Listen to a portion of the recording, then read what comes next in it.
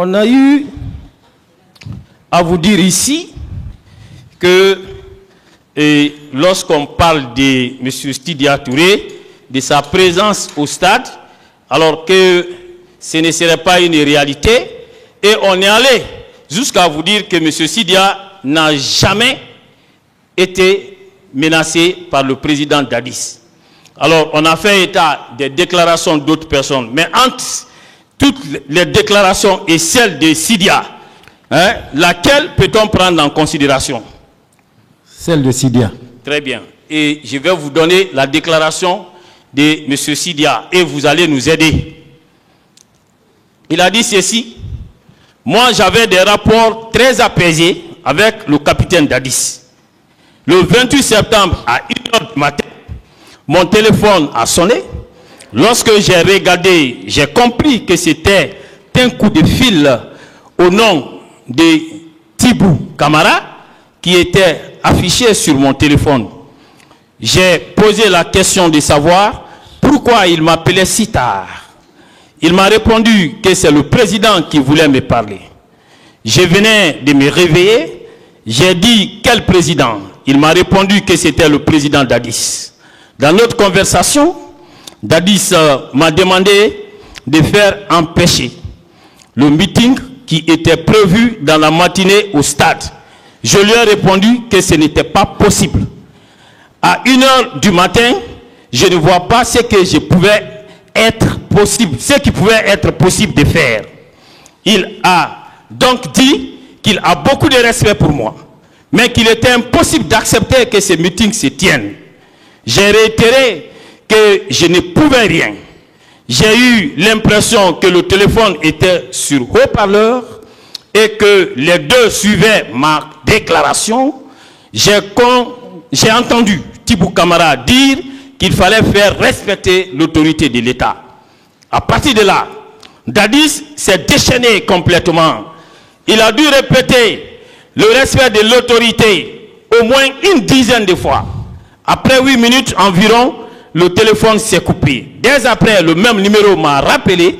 Dadis a continué à crier et à menacer de me rendre responsable de tout ce qui pouvait arriver et même de me faire arrêter.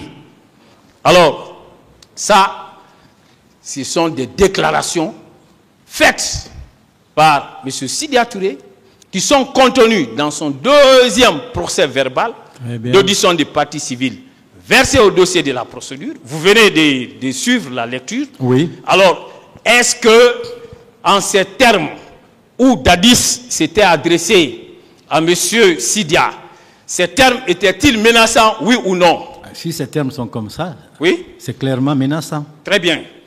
Alors, comme vous venez de le suivre avec moi, oui, vous avez compris que le président Dadis était déterminé, résolu à empêcher la tenue du meeting qui était projeté. Oui ou non? J'ai constaté qu'il y a eu massacre au stade du 28 septembre.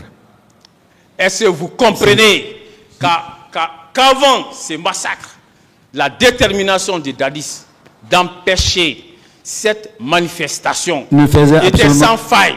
Ne faisait absolument l'ombre d'aucun doute. Très bien. Je vous remercie, Monsieur le Président. Mais non, il y a une dernière question avant que je ne dépose le micro. Oui. Je ne passe le micro au Babab. Il y a une dernière question. Oui. Vous savez, vous avez eu à parler ici d'une dame, et une vieille, je ne sais pas, une femme de toutes les façons. Maman, oui. Alors, infectée par le VIH et qui en est décédée. Qui est décédée, oui. Voilà. Et avant vous, est-ce que vous savez que d'autres en ont parlé? Est-ce que vous savez que M. François-Lucien Fall, lui aussi, il a parlé d'une femme qui est décédée des suites d'une infection? Celle qui est décédée, que je connais, elle est de l'UFR. Voilà. Et je voudrais vous dire que M. François-Lucien Fall l'a dit. Il y a même une victime qui a été entendue ici et dont les pièces en font foi. Je ne vais pas parler d'elle. Est-ce que vous savez aussi que celle-là, alors, porte également ces virus des suites de ces événements malheureux? Paix à son âme. Non, elle est encore en vie, mais elle fait partie des victimes et infectés par le VIH-Sida, Oui. hein, et à la suite de ces événements malheureux. Vous le savez? Je viens de l'apprendre. Voilà, je vous l'apprends. Donc, c'est pour vous dire que vous n'êtes pas possible. Très bien. Vous n'êtes ni le premier ni le dernier. Merci. Et vous ne serez même pas le dernier à parler de ça. Et on en parlera. Je vous remercie. Évidemment, ils existent. Merci. Oui, c'est ouvert.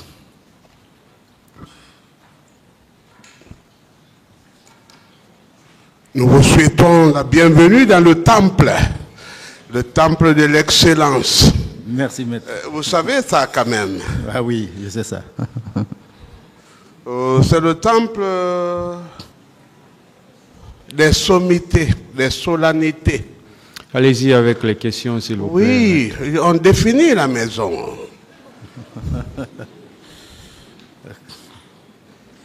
Nous avons recensé beaucoup d'autorités, de notoriétés.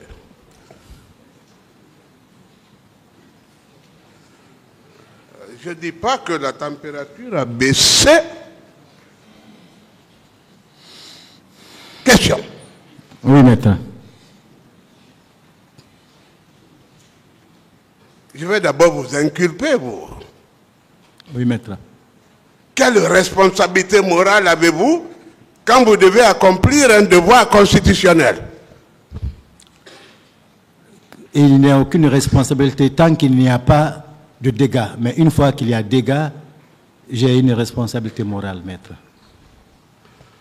La loi vous dit que vous avez droit à la manifestation. Évidemment, c'est pourquoi on l'a exercé. Ce n'est pas une question. Attendez la question, s'il vous plaît. Vous vous êtes rendu à la manifestation. Oui, maître. Et la loi dit que vous devez être protégé. Affirmatif. Vos protecteurs vous ont agressé. Oui, maître. Vos hommes sont tombés. Quelle est la question? Où est votre responsabilité? Une autre question, s'il vous plaît. Absolument aucune. Est-ce que vous confirmez que le colonel Diaby, vous l'avez vraiment indexé, c'est d'ailleurs normal, n'en déplaise. Allez-y avec la question.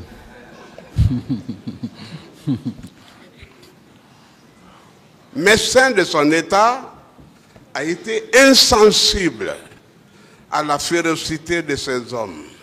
Vous le confirmez? Oui. Et qu'il a trahi le serment d'Hippocrate qu'il a prêté.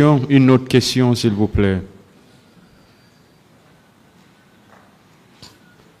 Ce sont que des confirmations. Confirmation.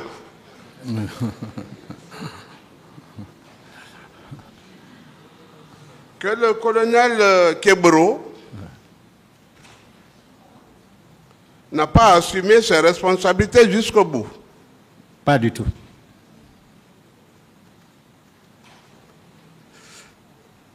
Est-ce que vous confirmez qu'il a dit arrêtez, arrêtez? Une autre question. Non, on veut commenter arrêter maintenant. Question. Arrêter veut dire quoi? C'est que je vous ai ordonné, mais vous avez outrepassé les normes, c'est ça? Oui, maître. Ouais. Je vous ai dit de frapper, mais vous avez trop frappé.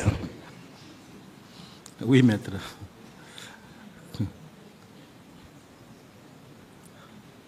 Est-ce que vous avez la même image de Kebro hier que maintenant là? Non. Il apparaît, définissez-le, définissez-le. Oh. C'est quelqu'un qui a participé à la conception, à la réalisation de ce massacre, c'est ça, non? Oui, maître. Vous êtes partie civile. On ne vous arrêtera pas. Il est d'ailleurs dans le box. Hein?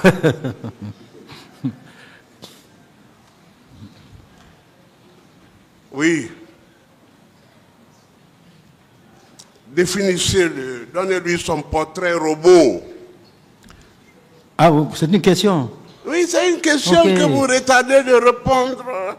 Ah non, j'ai déjà défini à l'époque Keboro comme un patriote, comme quelqu'un qui s'est battu pour défendre la morale et la société civile guinéenne en luttant contre la drogue. Et un haut officier bien formé. Malheureusement pour moi, pas pour les autres, malheureusement pour moi, quelque part, il n'a pas été jusqu'au bout de ses responsabilités le 28 septembre 2009 en ne portant pas assistance à une personne en danger. Malheureusement, cette personne en danger était mon épouse. En dernière analyse, il a trahi la mission. Affirmatif. Il n'a pas raison de dire que ce qui s'est passé en Guinée est plus grave que ce qui s'est passé en Côte d'Ivoire. Et pour ces faits, le chef d'État d'alors est sorti, main propre, à la CPI.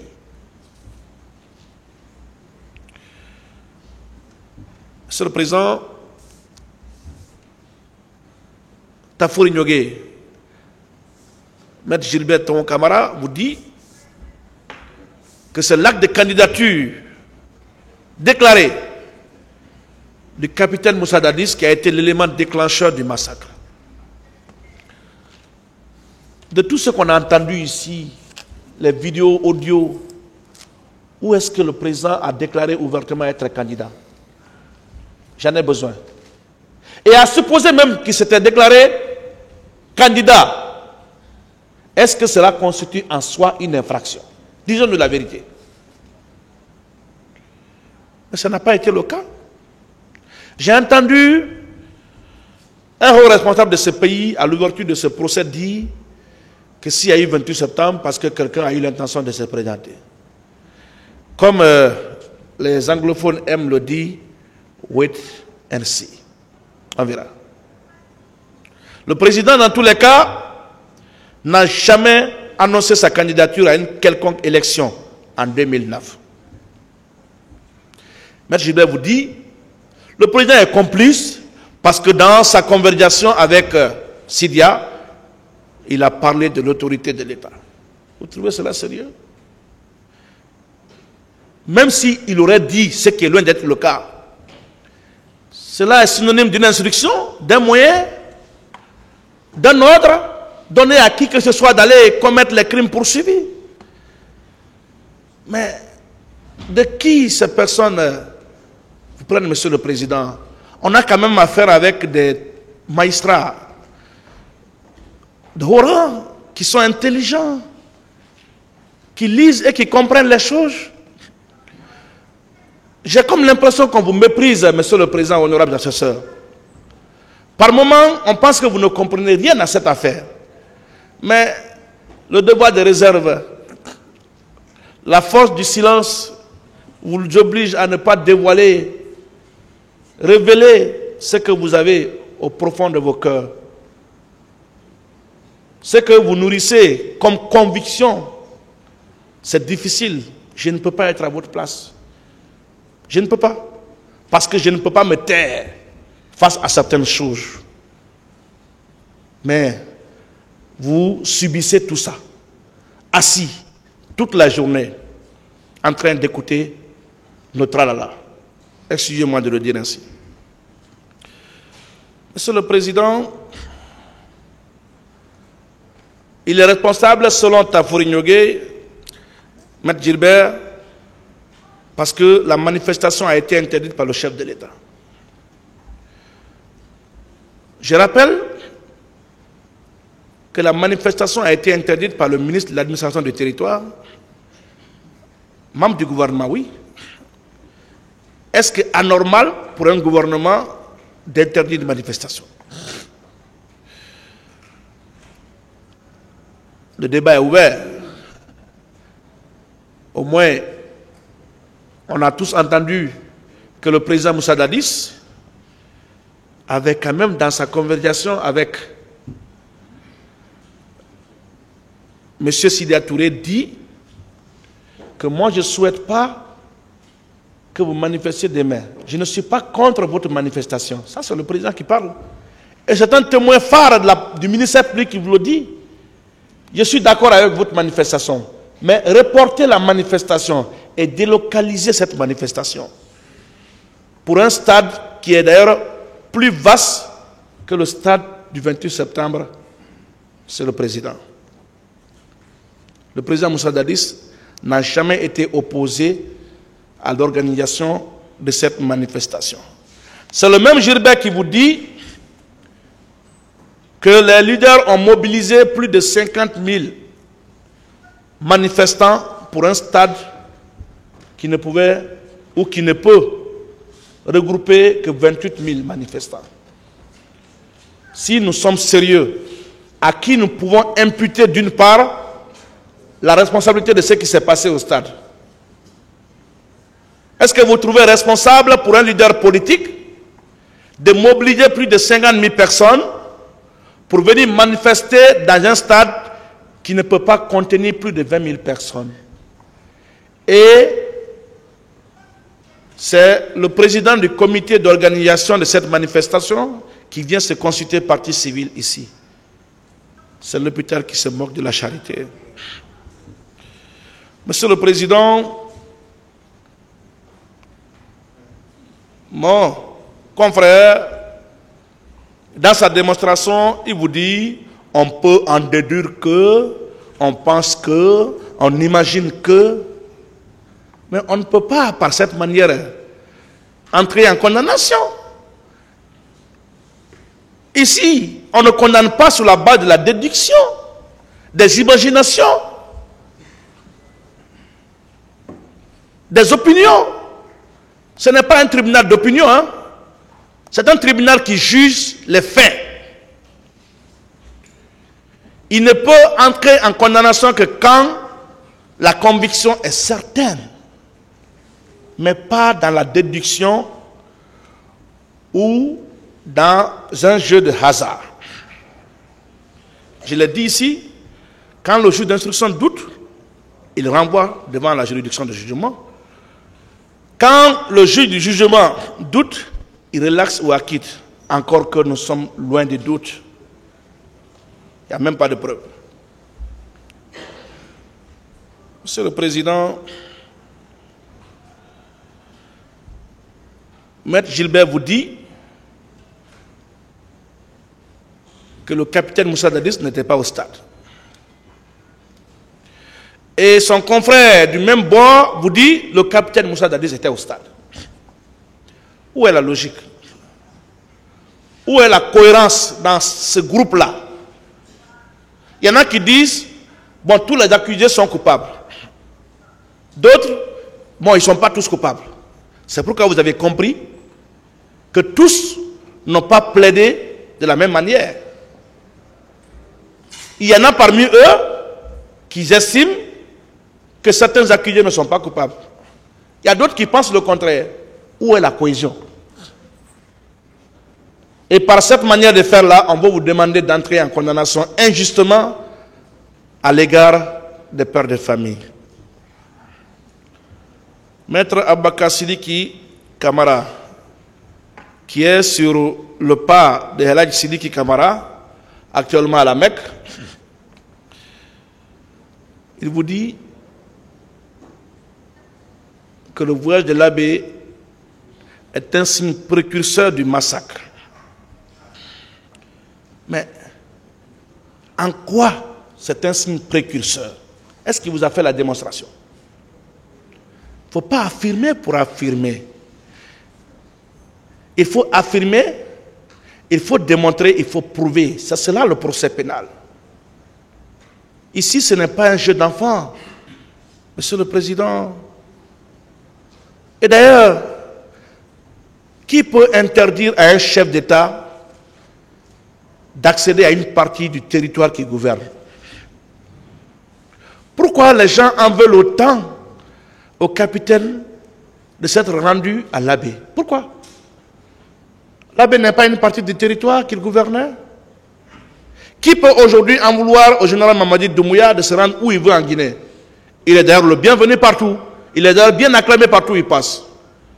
Et le président a été célébré à l'abbé. Il a été accueilli en fanfare. Il n'a pas soudoyé pour être reçu. Il n'a pas soudoyé pour être acclamé, ovationné, Monsieur le Président. et on fait de cela un crime. Monsieur le Président, pour boucler la boucle, on vous dit, le président n'a arrêté personne. Bon Dieu. Donc quand on est chef d'État, on doit faire le gendarme, le policier, on doit jouer le rôle du procureur, on doit jouer le rôle du juge d'instruction, on doit se substituer au tribunal, à la cour, ainsi de suite. Qu'est-ce que vous faites de la séparation des pouvoirs? Vous pensez que c'est un président qui doit engager des poursuites, faire des investigations, situer des responsabilités? Ce n'est pas vous et nous qui sommes toujours en train de dénoncer les interférences de l'exécutif dans le judiciaire.